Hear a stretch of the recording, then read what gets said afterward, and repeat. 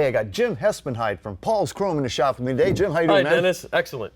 It's always fun to have you around here because you guys do really cool stuff. You know, you turn what, junk into jewelry. Junk into jewelry. jewelry. Turn your junk into jewelry. I always love that. But today is something that, frankly, I didn't know was possible. You got a couple, you know, bumper pieces here, very nicely chromed. No big surprise, until you realize that these are fiberglass. These are fiberglass parts. Like this baby here.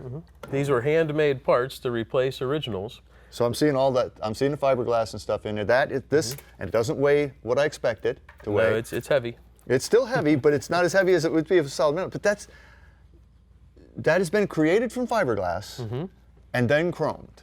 Yep. I didn't think that was possible. Well, you have to do all of the body work just like you were going to paint it, you know, with a high-end paint job. You have to have it sealed up well, and then we coat it with a powdered copper and cure that coating, and that makes it conduct electricity. Right. Because to plate it has to conduct electricity. You know, and this copper wire that we have attached is just to get the electric through to the part. Once we have it conducting electricity, we build it up with copper, sand it down. Build it up with copper, sand it down with a finer grit. Build it up with copper a third time and buff the sanding lines out to a mirror finish, and then plate it a fourth time with the nickel and the chrome.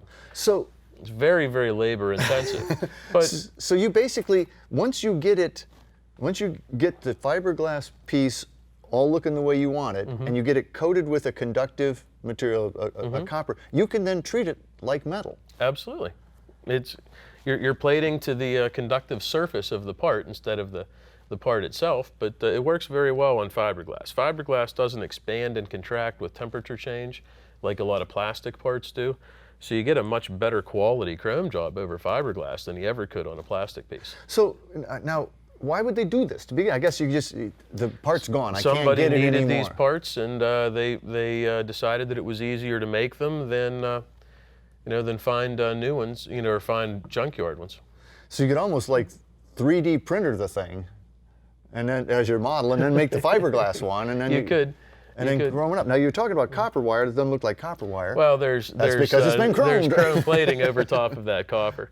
And you know, a lot of people think, man, I'm gonna take this, I'm gonna dip it in a vat of chrome, and I pull it out, and everything's fine. But it's really, you know, whether it's a fiberglass piece like this, you've done that pre-work on, or any other metal.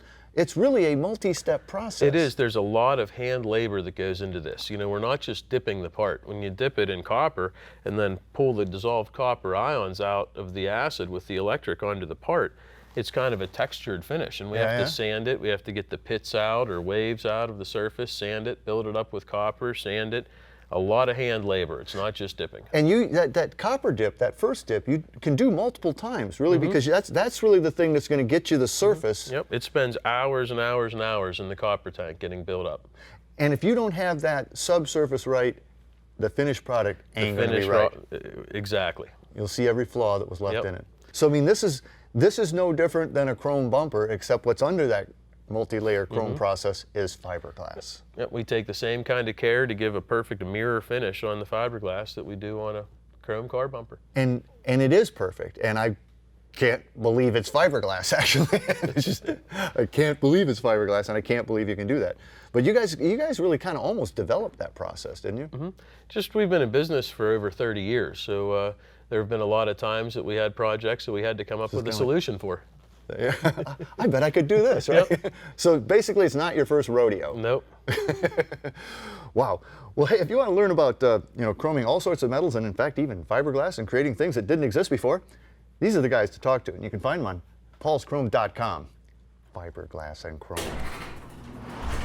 AutoGeek.net. We are Car Care.